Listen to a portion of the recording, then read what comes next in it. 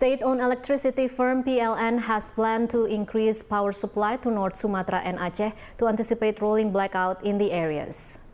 PLN General Manager in Sumbagut Sugiono says the plan will be carried out gradually by operating a new power plant in Payapasir, Medan and generating a floating power plant from Belawan Sea. Earlier, North Sumatra experienced a 4-day blackout due to technical problems while installing gas pipes owned by state-owned energy company Pertamina. 2017 ini nanti saya jelaskan tadi di ruang juga bahwa ada beberapa pembangkit baru di wilayah Sumatera Utara dan juga Aceh ini yang akan masuk ke sistem. Yang dalam waktu dekat ini 3 kali 25 MW di Payapasir ini akan COD, artinya akan siap operasi.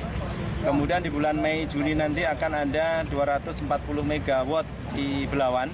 Itu marine vessel yang istilahnya itu adalah pembangkit listrik yang akan ada mengapung di laut di Selat Belawan itu ya, kemudian memasok ke daratan. Itu adalah solusi sementara sebelum pembangkit besar itu selesai di Sumatera.